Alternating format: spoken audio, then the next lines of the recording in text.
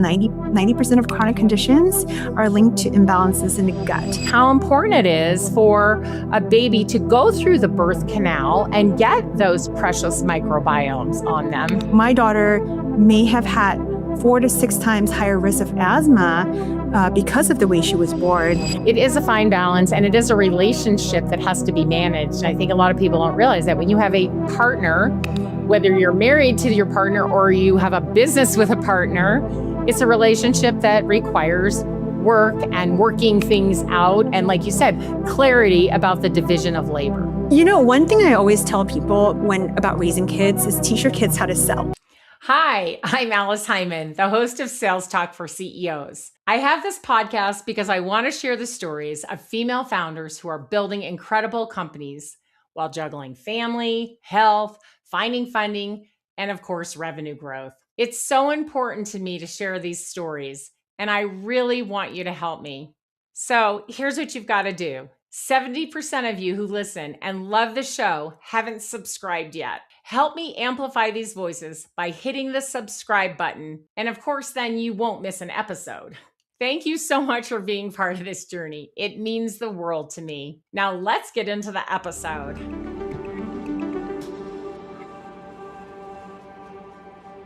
Well, welcome to the show, Cheryl. I am so delighted to have you here. You are working in an area that I am fascinated by, which is gut health. And I think it's something that today people are much more aware of, but sadly, doctors still aren't talking about it. So I'm sure we're going to get to that. But I know that all of our listeners are excited to learn about your journey. So tell us a little bit about Tiny Health, and then let's rewind to the beginning and hear the story. Hi, Alice. Thanks for having me. So excited for the chat. So what Tiny Health is, we are a gut microbiome testing platform. We also have a vaginal health test. And so what it is an at-home test where you get a kit in the mail at home, and then it's the gut test is like a little swab, Q-tip swab, where you kind of sample your poop. So people are like, what is it, a saliva? Is it blood? I'm like, it's your poop, because your poop represents the bacteria in your large intestines, where most of your immune function, as much as 80%, lives. So people think your immune system is your bone marrow or your spleen or something like that. But it's actually, a lot of it are the cells in your gut, your large intestines. And it's really crucial because it really protects you. People think of bacteria as like germs and things you should kill, but actually the majority of your 38 trillion microbiome, the microbes living in and on you, are healthy and protects your immune system. In fact, a lot of chronic conditions, as much as 90% of chronic conditions, are linked to imbalances in the gut. So I started the company when my son was just a week old, because I really wanted to check in on his microbiome, because you get your microbiome from your mom through the vaginal birth, vaginal canal, and through breast milk as well. And I was really fascinated myself, and I knew it was really important for his lifelong immune system. So I started the company a week after my son was born, which is crazy. That was like 6 years ago. Now, am I remembering correctly? Did you have him by C-section? So I had my daughter before him. Okay. She's 8 years old. She just turned 8, and I had her through C-section. Then my second child, I thought I was going to have a second C-section, but I had him vaginally at home, actually in the Bay Area. So he was vaginally born. So he had no chronic conditions, no symptoms. His sister, though, through the C-section, had eczema, food sensitivities, gluten dairy intolerance. She was colicky as a baby, didn't sleep very well. And it turns out, when I was reading the literature, a C-section born baby's gut, it looks really different from a vaginally born baby's gut, and they have more chronic conditions. Yeah, I really want to kind of dive into that, because it was one of the things that fascinated me when I started following you on LinkedIn and learning your story. And I didn't know this, and my daughter-in-law also had a C-section, and her baby had some of the things that you were talking about in some of your articles and on your LinkedIn posts. And I think that a lot of people don't know this and doctors don't know this, but I want you to explain how important it is for a baby to go through the birth canal and get Mhm. those precious microbiomes on them. Mhm. Mhm. Yeah, and then this is why when I was reading the literature, I was like, wow, how is this not known by my OBGYN or my pediatrician?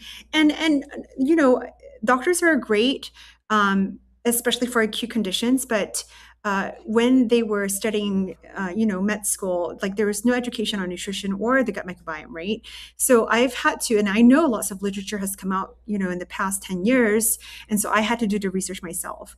And what I learned through that was that the baby is pretty sterile in the womb, so there's no gut microbiome in the fetus. The baby first gets their microbiome from the mom's vaginal fluids through the birth canal, as you mentioned, and then some fecal fluid during the labor process do get swallowed by the baby, and that's how they get seeded with the mom's vaginal microbes and then the gut microbes. And then the breast milk, as I mentioned earlier, continues to seed baby's gut with mom's microbes. It's a really fascinating process. And so modern intervention like C-sections, and sometimes C-sections are necessary medically, but most of the time, I think the number is maybe like 50% of C-sections are not medically necessary. A lot of it is kind of like just in case, let me kind of just do a C-section, recommend a C-section, or the mom would be like, let's just do a C-section. We don't know the impacts of that, right? So before I had my C-section, my daughter was breached. So I knew I had a higher likelihood of birthing her C-section. Despite that, I did a lot of research in, okay, well, if I were to have a C-section, what can I do to restore her Mm. microbiome? So there are ways like skin to skin contact immediately, and then breastfeeding as long as I can, post C-section and things like that can help support the baby's gut after. So it's by no means about shaming. It's sometimes medically necessary. But it's more about empowering people like myself and other parents about, well, what is going on in my baby's health and gut health, and how can I shift the, kind of like stats. Like my daughter may have had 4 to 6 times higher risk of asthma because of the way she was born. And so I was like, can I de-risk that? I don't want my daughter to have asthma. And so, in fact, the literature says yes, if you intervene, if you uncover that your baby's missing certain key microbes in the beginning of life, there are pro and prebiotic supplements that you can give your infant in a short amount of time to restore her gut. So I was looking for a gut test that can tell me if she had the bacteria that was so important to train her lifelong immune system, and there was no test to test for that. Oh So my gosh. when I was Hang on, I want to pause you there for just a second. Mhm. So, do you have a science background? Tell the audience about your own background and, why you were able to research and understand so much. So I don't think I'm unique. No, I don't have a science background, but I do have an engineering degree. That's what I went to Yeah. school for. So I guess I would have a more analytical, technical background from that Yes. perspective. But I did not know how to interpret a scientific paper, if it was high quality or not. Now, of course, 6 years in, I do know what Yeah. qualifies as what is an RCT, a randomized control study, and whatnot, right? And what are mice studies versus human studies, and how to distinguish that. But at the time, no, I was just frankly Googling. There was no Like AI we back all then. do, right? We're trying to figure Yes. something out, right? But yes, Yeah. having that more analytical background and then really being curious, I think helped you so much, right? But Mhm. after you had your first child and you were looking for this test and weren't able to find one, this is when you went, oh my gosh, like there is a hole in the market here. Yes. Mhm. Exactly. And I was like, I at that time didn't even think about starting a company. I just was seeking it for my own information because I knew if my baby was missing this bacteria, I needed to supplement her with it or him with it, right? But I didn't want to just do it because, like, what if I gave him or her the wrong one? And how would I know if that risk has gone down? And so, anyway, I was lucky to be connected to microbiologist at Mayo Clinic at a time. So he became my mentor in the landscape of like microbiome sequencing, what technology, the differences in a qPCR panel versus a shotgun technology, which is what we use right now, which does whole genome sequencing, where we see all the bacteria, virus, fungi, parasites in someone's gut. I was looking for that technology, right? And then when we couldn't find one, with the Mayo Clinic person, basically, can we build one ourselves and just see, where this goes? And so I incorporated a company after my son was born, as I mentioned, in 2020. And then it took us 2 years of R&D to actually built the platform, because there's no off-the-shelf microbiome test. Like you can't go to a Quest or a lab like you do with blood work, like vitamin D. It's a very it's a panel that you can get anywhere. It's pretty standard, but there's no standardized microbiome test. Yeah. So to create one, I didn't have the skills, right? So I needed Ruben Mars, who's now my medical advisor at Mayo, in fact, he left. I convinced him to leave Mayo Clinic for 6 months to come help me set this up, hire the right person. So now I have my chief science officer, Kim, who's building a lot of the backbones of our scientific sort of bioinformatics pipeline. And then I also, all the papers I was reading, right? I was like, let me contact the authors from Johns Hopkins, from UCSF, from all these papers. And I chatted with them. And I'm like, can you come and be my advisor? So I had to surround myself with the expertise I didn't necessarily have and built that credibility. Because who am I? This I was a former entrepreneur. I started another company that I sold to Walmart Labs in 2013. So this is my second venture funded company. But I kind of knew what I was good at, when the marketing and the business side of things, the tech side of things, but I didn't have the knowledge. So I had to surround myself with advisors who did. Okay. So this is fascinating, and how smart of you, right? Just call these people up and ask them, hey, I'm trying to do this thing. Can you advise me? I love it. Now let's talk a little bit about your family at the time. So when you had your first child, where were you working? Were you in your other startup, or were you working for another company? Yeah. So after I exited, my company, I went back to Southeast Asia, where I'm originally from, to build the startup ecosystem there for 2 years. And I came back, and then I decided I don't want to be a founder for a little bit. I was a CMO at a couple of companies, an education startup and then a blockchain startup at a time. And when I had my first child, so I was kind of taking a break from entrepreneurship, but at the back of my mind, I'm the founder kind. It's really in my DNA. Just been thinking about what should my next company be. And then I was an EIR, an entrepreneur in residence at SVB, Silicon Valley Bank. And that was when I was really searching for what my next company would be. And during that time, my husband was also like, he was at 99 Designs. He was the COO at 99 Designs for 10 years and was just going to leave it to start his own company. So it was kind of like crazy when we both were like, ooh, should we both start our companies at the same time? And ultimately we were like, let's just do it and see where it takes us. So And when you I had was no children at this time, or you had one child at that we had already one. We had my daughter. And then that's when we were deliberating. Okay, then I had the ERR job when she was 6 months old, and I got pregnant with my son when she was 18 months. And so they're 2 years apart. So then when my daughter turned 2 and my son was born, that was when we both started our companies at the same time. And this is also during COVID. It was like, oh my gosh, in 2020. My son was born in April, and the shutdowns happened in March, right, end of March in the Bay Area. So it was pretty crazy. We were locked down, 2 kids, a newborn, like one kid, and one toddler and a newborn, and 2 startups. 2 startups and 2 kids. I love it. And so tell us a little bit about that time.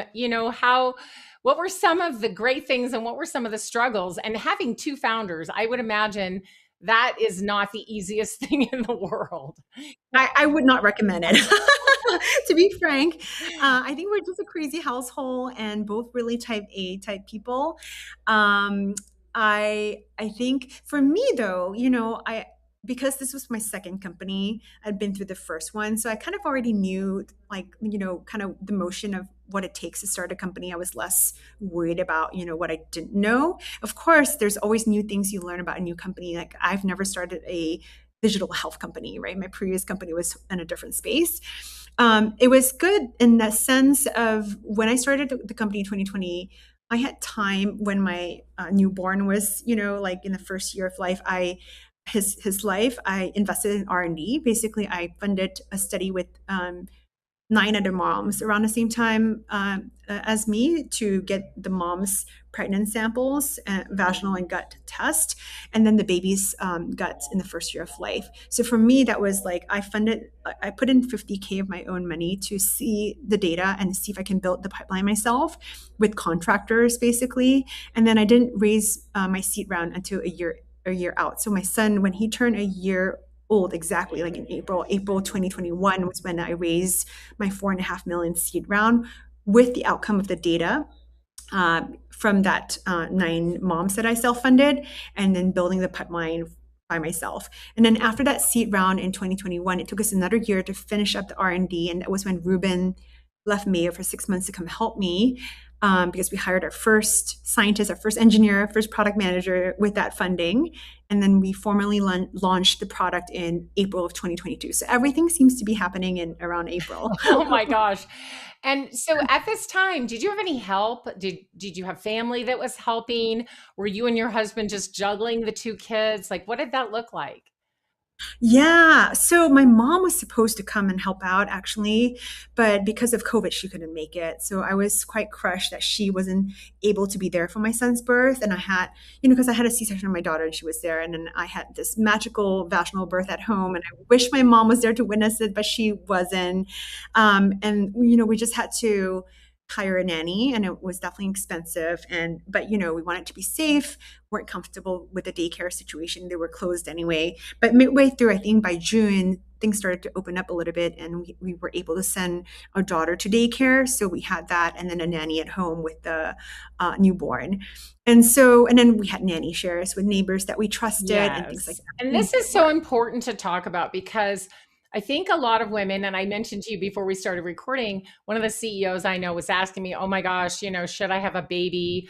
I'm in my 30s now. I've got this company really going. Like, how is this going to change my life? These are hard decisions, right?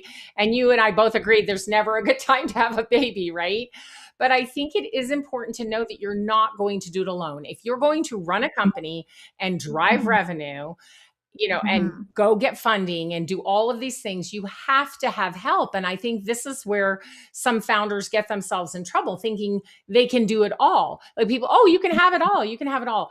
Well, you can have it all, but not all at the same time. And Not all at the same you need time. some Yeah. help. You cannot do it Mhm. yourself. You need to be ready to have someone help you take care of your children, perhaps someone to Yeah. help you clean your house or make meals. But you have to relieve yourself of some of this or you're going to burn out. And you and I have both seen it a lot of times. Exactly. And we had to make those trade-offs, right? Yes. Like we would have to get someone to come in and help cook, for example. So there's trade-offs. Like I wouldn't be able to cook for my family, for example. And then it is an extra cost to hire a full-time nanny and whatnot, right? Not everyone can afford that.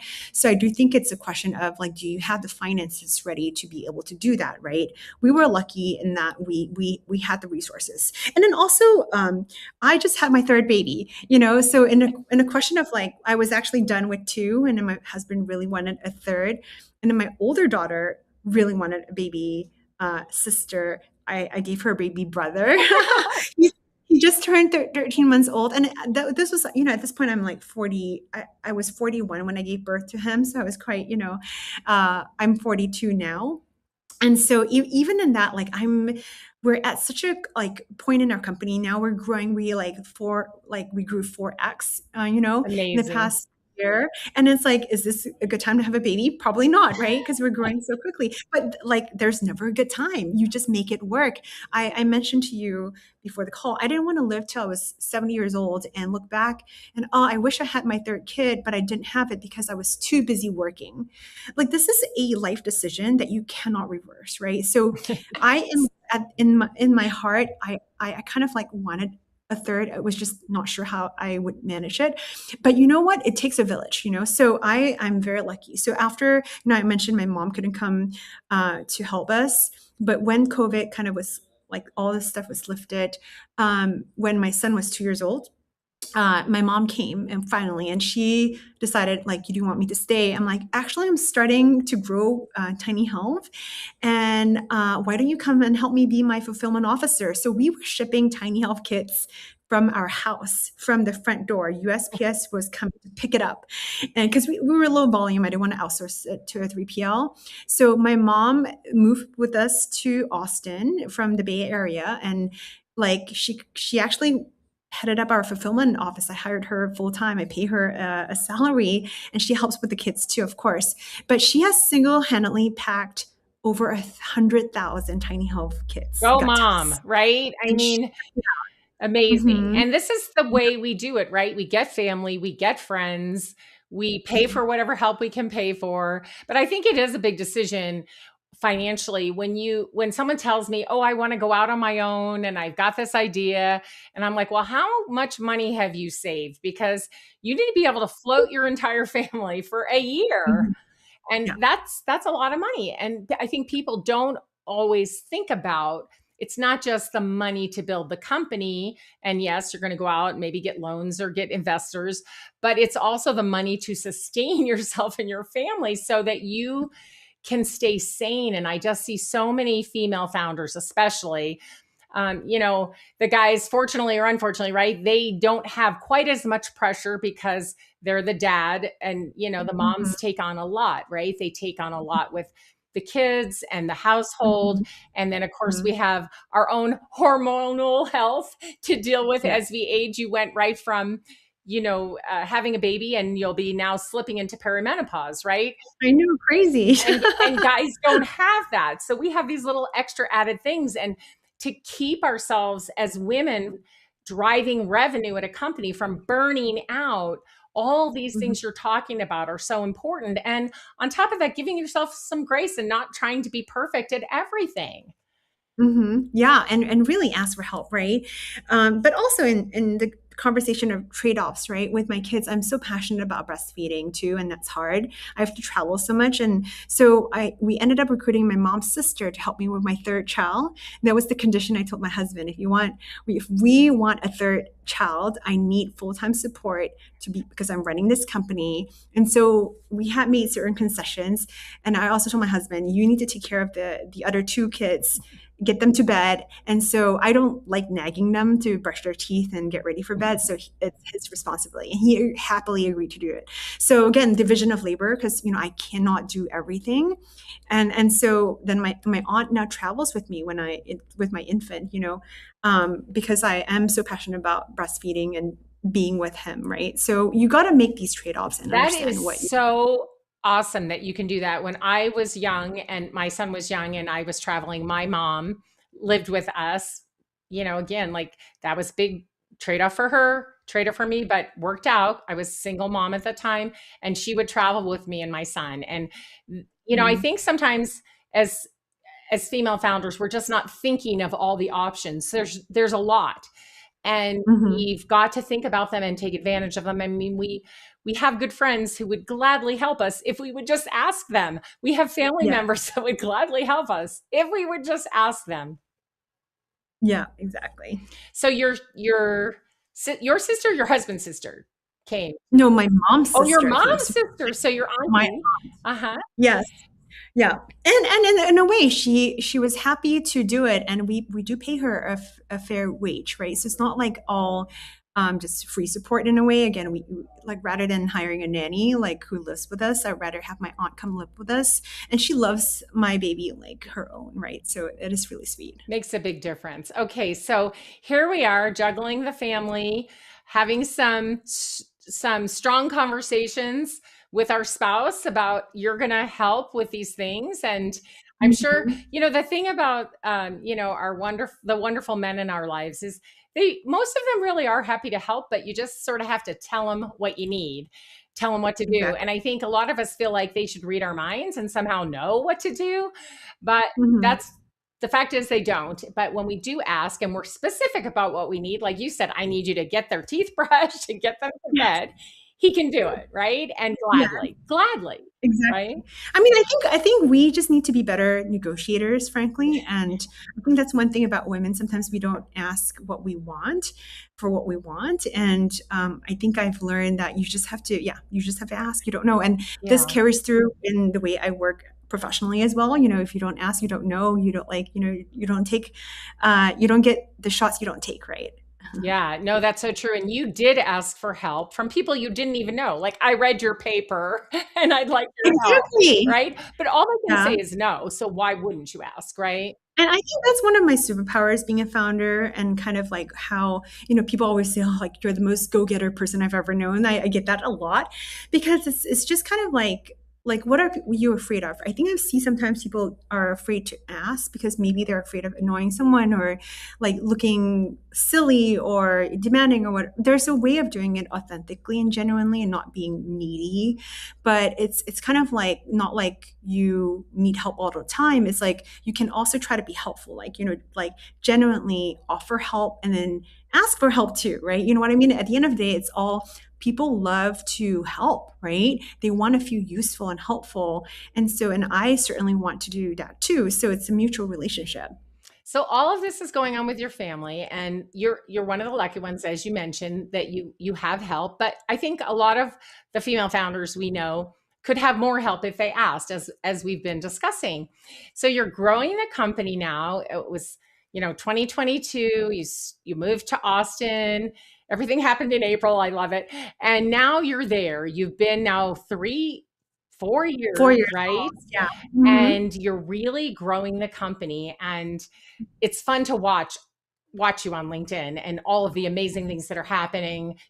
Getting nominated for awards and having companies recognize you. And so let's talk a little bit about how you got your funding and what that looked like and whether it was hard or easy. And I had one of the founders I talked to telling me, oh yeah, like I had a list of 100 VCs that I went through to get Yeah. to where, it's not easy, right? And then Mhm. let's Mhm. also talk about, the growth of the company while this is all going on. So tell us about how Mhm. you got the funding and what that looked like and how you were selling at the same time. Yeah, I've raised 2 rounds now. So the seed round was the $4.5 million round in 2021. That was a crazy time though during COVID, right? When Oh yeah. everything moved digital. So it was kind of I would say I closed that round in 2 months, which is a record time. I don't think that's happening again. My Series A was much harder. That was when I had the like 100 plus pitches, Mm. and it really took one to say yes. Right. That said, I think I got 3 term sheets, and then was able to get the valuation up because of that. But it was hard work for sure. Like, you know, imagine going through 100 plus pitches and only 3 saying yes, right? Well, it's You have exhausting. Let's face it. And you talk about salespeople facing rejection. And as a founder, you're your chief salesperson, right? That's a lot of rejection to keep pushing through. Okay, maybe it'll be the next one. Maybe it'll be the next one. Mhm. Yeah, and here it's like what I learned, you know, throughout because this is not my first company, right? I've raised funding before.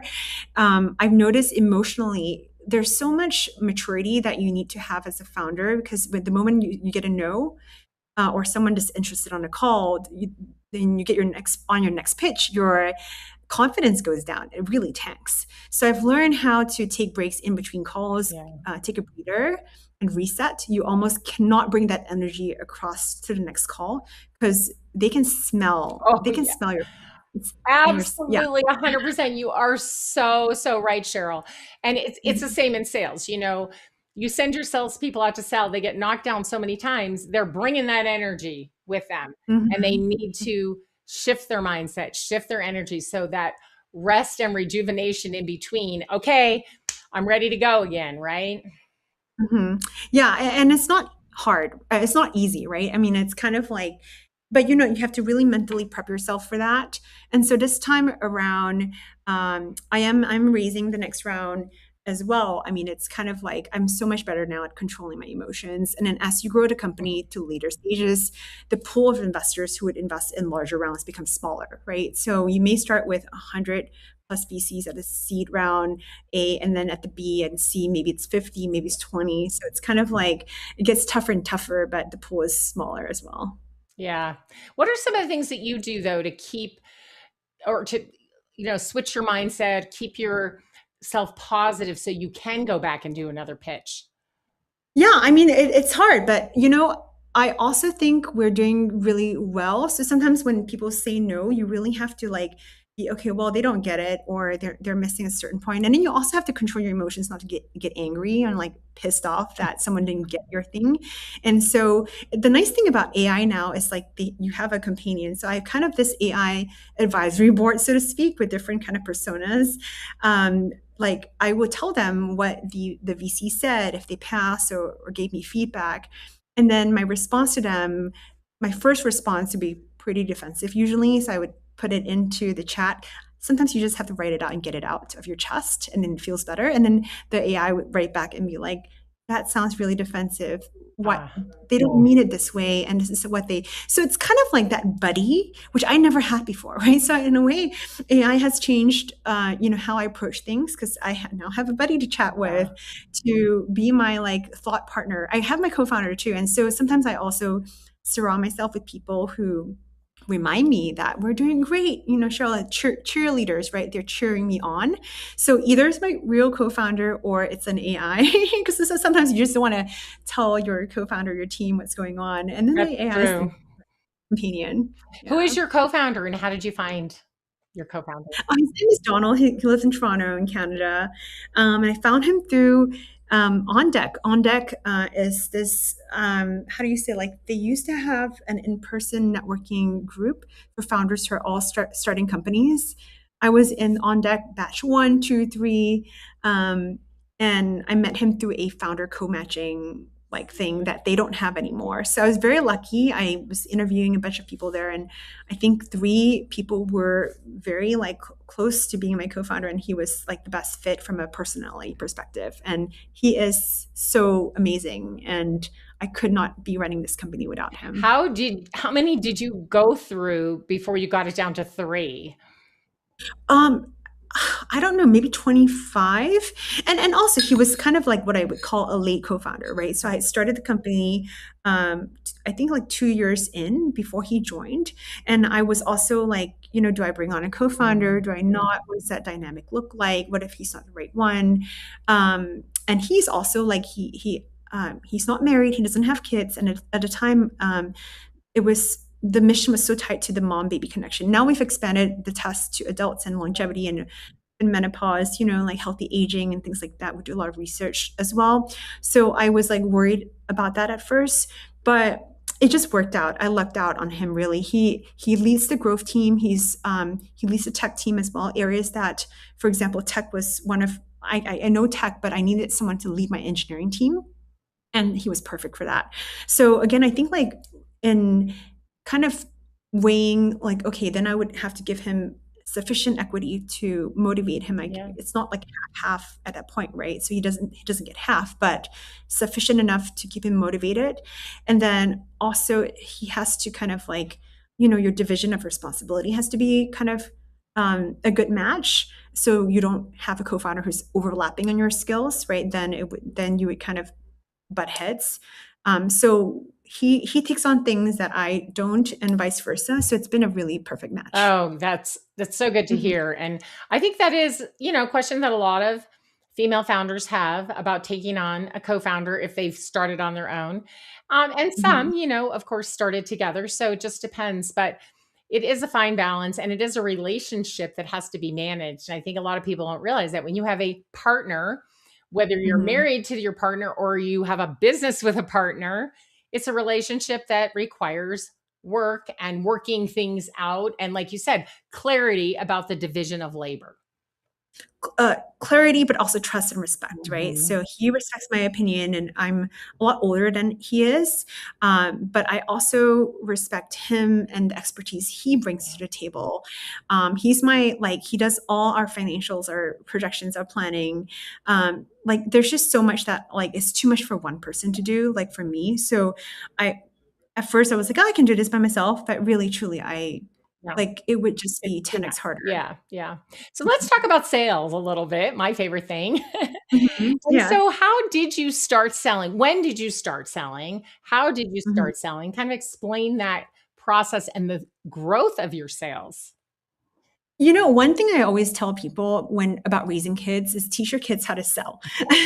Because you are, or maybe if you are planning to be an entrepreneur or founder in the future, because your entire job as CEO really is sales, as no matter what domain you're in, what audiences you're serving. Because when you are raising money to invest from investors, you're selling your company to investors, your idea and your story, right?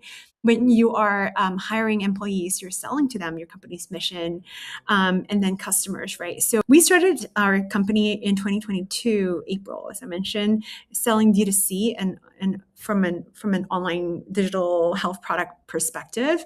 And we didn't start our B2B enterprise sales model until 2 years ago. So that is kind of like where I have less domain expertise in true sales, like the sales that you talk about usually. I come more from a digital marketing world, I would say. So to me, it was unfamiliar territory. That's it. Like I mentioned, have always been selling as an entrepreneur, right? From my first company to my next company, but I had to learn true enterprise sales motions, like how do you generate the leads and get them into the funnel, and how do you close enterprise deals, right? So all that stuff, I have to I self-taught, but there's also a lot of resources online to get started with, and then people in sales that I can reach out to for advice and how to like design a structure a contract, right? And ultimately, right now, our sales motion is about 2 years old, and we're still experimenting. Frankly, there's no one playbook, I would say, because a lot of what we do is a partnership model, so it's kind of more bespoke. And then we have an HCP team, a healthcare provider team, Mhm. that is mirroring more your typical sales process, where we are selling to clinics and doctors and teaching them how to use our tests. So that, I would say, is a more typical sales process, where we go to a trade show, a conference, Mhm. give a CME talk for providers, and then have booth, and then we collect leads and have this scanning tool, and then we email them and actually get on a call with them. So my sales team does that, my HCP sales team does that, and then kind of like get them to open their account and buy their first kit, and then expand with us. Whereas I lead partnerships and enterprise, which is more like we power other companies' stool tests and vaginal microbiome tests. And so that's kind of the more bespoke, I would say, more BD partnership sales. So you're private labeling your test for other companies that need it. Well, I would say co-brand. We don't really Okay. do private labeling, because we do a powered by Tiny Health model. For example, we power Mayo Clinic's longevity Very and exec good. health clinic. Yes. We power Superpower. A lot of these longevity clinics want to adopt a gut test, and the reason why it's not white label is because, like I mentioned earlier, there's no off-the-shelf microbiome tests. So the patient or the client, the consumer, needs to know what lab is processing their test, who is analyzing their data, the microbiome DNA data, and what we do with the data, right? Yes, So they and then have to, they can also sign up for your app as well, right? they can, but some providers or some partners want it to stay within their Mm, ecosystem. So we have APIs where customers don't have to come to our website to create an account, but they're just creating an account with a partner, and we're serving up the PDF results very on the good. partner's portal. Yeah, very good. So a little bit about the business consumer. How did you get that up and running? It sounds like you kind of came, you mentioned you were a CMO and kind of came from that world. Did you start, with doing ads of some type, or how did you get that business to consumer really rolling? Were you doing a lot of moms groups? Like, what did that look like? Yeah, yeah. So even though I was CMO twice, I would consider myself more of a product person at heart. But from a digital marketing perspective, I always think it's smart to throw a small budget on Google search, and this is back in the day in 2022, where you want to like test search terms to see what people are clicking on, because we were like in the early days, was it C-section born moms who were interested? Was it more around like baby gut health? Are people searching that? It turns out that most people who search baby eczema or allergies Yeah. were the ones who were super interested in gut tests. They had no idea. Nobody had any Right, idea what because it baby was gut. so new. And I mean, even it's still a very new idea to most people to have this kind of Mhm, testing. So I can't imagine mhm. that anybody was actually looking for it. But it turns out that because my daughter, my C-section baby, had eczema and allergies, right? That it makes sense that other moms Yes. would be like, oh my gosh. And then when you kind of make the connection for them that gut health may be related to eczema, then it's like, ooh, Yes, that's yes, I exactly what want happened with my daughter-in-law, and the only reason I knew was because of you. And I said it. to her, because he was having so many problems, and he was a C-section baby, and I said, you have to start following Tiny Health and Mhm. learn about this because we couldn't figure out why, you know? Mhm. Yes, and so it didn't take much, and then and initially too, we had the mom pregnancy test because we thought, okay, well, wouldn't moms want to Yeah. prevent these things for their infants? Let's kind of do ads for moms. So it turns out that nobody on the mom side bought because nobody wanted preventative health. Everyone they bought the eczema kind of like keywords because they were in pain. Their babies were in pain. And so it's kind of like, are you building a vitamin or are you building a painkiller, right? So the baby gut product was a painkiller, the mom gut test was the vitamin. Like people didn't know they need it. And Yeah. we are very optimistic as Americans. We always think, oh, it's not going to happen to me. C-section is not going to happen. My baby's not going to get eczema. But when they do get it and their babies are crying at night, scratching their face, some babies are bleeding. They're like, Oh, literally have really yes. severe eczema. And so they're desperate and they've been through doctor after doctor. Everyone tells them to put steroids, and moms are like, this is just not solving root cause issues. And in their heart, they know that there's something deeper, right? Yeah. So we still are very successful with the eczema kind of condition for babies.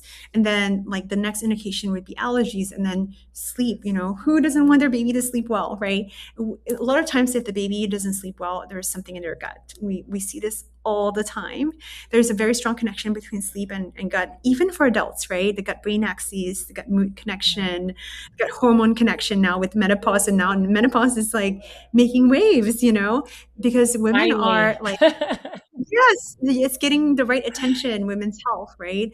And so we're shifting a little bit of the ad spend there, but we use Google search, and now of course with the AI search terms and all that's evolving quite a bit, but that helps us then inform our meta strategy because then the meta ads with Instagram and Facebook are way more expensive. It's more top of funnel because you can't control it's not about people searching for Yeah. keywords It's who anymore. It's sees like it. Yeah. yeah, who's seeing it top of funnel. So it's way more expensive, but we're using the search terms, the keywords people click on to inform what the messaging should be on Meta and other channels. Yeah. So now you've got these two parts to the company. Well, of course, you've got your research and development continuing. And I love that you guys have expanded from baby health into so many other areas. It's just fascinating and wonderful, really. And then and so that continues. Business to consumer continues. It's growing, it's healthy. Mhm, And you've now added just not that long ago this enterprise motion and then mhm, selling also to healthcare providers. And of course, the training is so important because they don't learn this in medical school. So you've 100%. got these two pieces going really well. And are you out for more funding, or are you good now, or what does that look like? Yeah, yeah, we'll probably raise another round and we'll see. We're doing really well financially. We're almost profitable. So we're very fortunate that this being my second company, I was really how do I say? I was really like, I really wanted to make sure the fundamentals, the business unit economics fundamentals were really there. I didn't want to be the kind of business who grew at all cost. Yeah. Nobody now does that, like maybe you could have maybe gotten away with Those that days are again. over, really. Those days are over for sure. So from the get-go, even in the good days, I knew that I wanted to make sure that the CAC to LTV ratio was there, and like the marketing spend was very intentional. So in the coming year, for example, we want to invest in podcast advertising, which we haven't done because you can't do podcast advertising with small budgets in a way, right? And you can't be in one or two podcasts. You really have to be in many key podcasts. So we're kind of framing our strategy around that. In this coming year, we're doing a lot of investment in AI search and GEO and things like that, and other places. And we're getting a lot of earned media now. Finally, it's a reporter just interviewed me recently and said, in her local community, we're buzzing. Like all the chats, like people are talking about us just organically. I'm like, oh my gosh, I'm so happy to hear that. So amazing. And I think there are some really large mother groups that you can, talk to out there on Slack or Facebook or different places where you can get a good buzz going. And I'm sure you're doing that as well. Yeah, it's funny that strategy, like kind of inserting myself in groups and kind of like to me, it felt almost a little bit too salesy. I didn't want to appear that way, so I didn't do as much of that. But organically, people were just talking about us, and how I would kind of then come into the fold is offer the group, hey, can I come and just do a Q&A and offer this Yeah, mom's that's group, great. something like that. Like in 2 weeks, I'm doing a webinar for a close group, so I still do a lot of that. I did a lot of that at the beginning. Also, I would say influencer strategy was a huge part of what built the trust in the community initially. Like a lot of micro influencers on Instagram, whom a lot of other moms and parents follow. So we got them to do a test for their family member or themselves, and I would personally consult over their results for the first couple hundred of them. And they felt really cared for. And so they trusted me, the brand, and then they were able to genuinely share with their community how great our test was and how it's helped their families. I think that was really the game changer for us. Yeah, that's so important. And I really love that you're educating doctors too. But oh my gosh, we're out of time and I just want to keep talking with you, but I'll probably have to ask you back in a couple of seasons so we can hear how things are progressing. And I so appreciate you sharing your story with us. Thank you so much for being on the show today. Thank you, Alice. I had fun. If you enjoyed the show, please like and subscribe, and we'll see you next week.